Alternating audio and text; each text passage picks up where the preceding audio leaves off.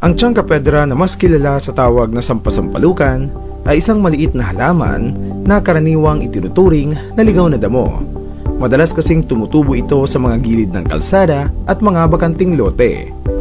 Ang mga dahon na maliliit ay kahalintulad ng sampalok, habang ang mga buto naman ay tumutubo sa ilalim ng mga dahon.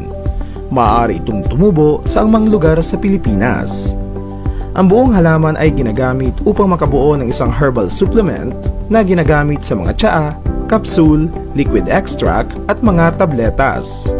Ang halaman ay pinaniniwalaan na may mga benepisyo sa kalusugan sa paggamot ng ulcer, urinary tract stones at iba't ibang kondisyon na nauugnay sa kidneys, liver at digestive system. Narito ang mga sakit at karamdaman na maaaring matulungan ng sampasampalukan. Number 1. Kidney stones. Sa bansang Brazil, kilala ang Chancapedra o sampasampalukan sa pangalang stone breaker dahil sa potential nitong lunas para sa kidney stones. Ang halaman ay may alkalizing properties na maaaring makatulong na maiwasan ang pagbuo ng gallstones at acidic kidney stones. Ito ay isang mas murang over-the-counter alternative medicine katulad ng potassium citrate, isang alkalizing agent na karaniwang ginagamit upang maiwasan ang acidic kidney stones. Maaari rin itong makatulong sa iyong problema sa pag-ihi. Number 2. Gout. Ang pagtitipo ng uric acid sa supply ng dugo mula sa kidney stones ay maaaring maging sanhi ng pagkakaroon ng gout. Napag-alaman na ang Chancapedra ay maaaring makatulong na balansin ang uric acid at maiwasan ang pag-atake ng gout. Number 3. Gallstones. Para sa parehong dahilan na maaari itong makatulong sa kidney stones, ang alkalizing properties ng Chancapedra ay maaaring makatulong na maiwasan din ang mga gallstones. Ginagamit ito sa ilang traditional medicine practices as a gallstone treatment. Number 4. Diabetes. Ayon sa isang pag-aaral, napatunayan na ang mga antioxidants na matatagpuan sa Chancapedra ay nakakapagpabuti ng antas ng asukal sa dugo na maaaring makatulong sa pamamahala ng blood sugar sa katawan. Number 5. High blood pressure. May ilang pag-aaral na nagpapahiwatig na ang Chancapedra o sampasampalukan ay maaaring makatulong sa pagre-relax ng mga daluyan ng dugo na maaaring humantong sa pagpapababa ng presyon ng dugo. Number 6. Liver disease. Ang antioxidant properties ng Chancapedra ay maaaring mapabuti ang paggana ng atay. Maaari rin itong makatulong na protektahan ang iyong atay mula sa cellular damage na dulot ng mga free radical na maaaring magdulot ng pinsala kapag umabot sila sa mataas na antas sa iyong katawan. Number 7. Hepatitis. At dahil ang sampasampalukan ay nakakatulong na mapabuti ang paggana ng atay, may mga pag-aaral na sinasabing ito ay maaaring makatulong din sa paggamot sa hepatitis B, isang inflammatory viral infection sa atay. Sa isang pagsusuri noong 2016, may mga pag-aaral na nagpapakita kung paano nakaranas ng pagbawas ng 50-60% sa antigen ng hepatitis B ang mga kalahok na may HEPA na binigyan ng Chancapedra.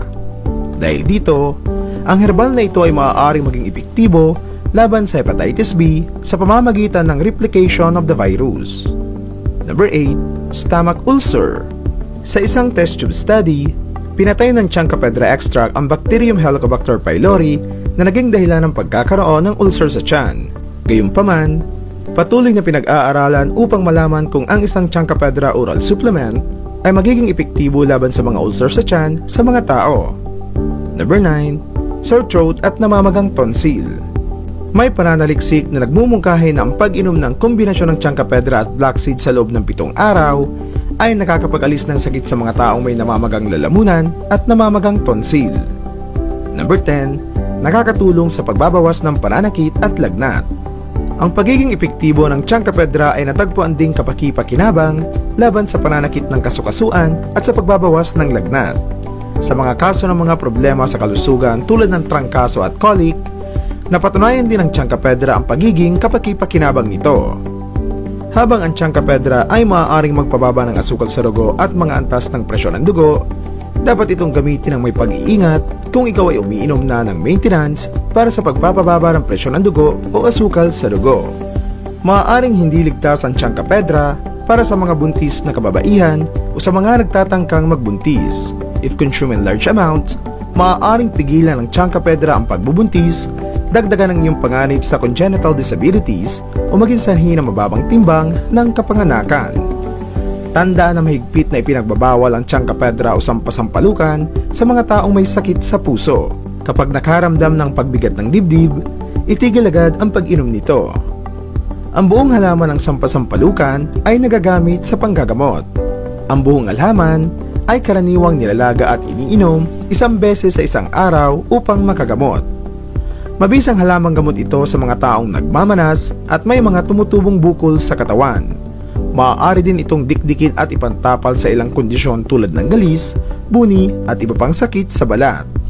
Base sa human studies ng Chancapedra ayon sa Healthline at WebMD, walang pagsasaliksik sa mga pamatagalang epekto ng Chancapedra, kaya maaaring maging matalino na limitahan ang pag-inom nito sa loob ng 1 o 2 buwan. Isulong po natin ang kahalagahan ng herbal at natural medicine. Ingatan po natin ang ating mga sarili. I-share po natin ang impormasyong ito para sa kaalaman ng ating mga kaibigan at mahal sa buhay. Huwag mo na rin kalimutan mag-subscribe para updated ka sa lahat kong videos. Diyos mabalos, thank you for watching Go Organic!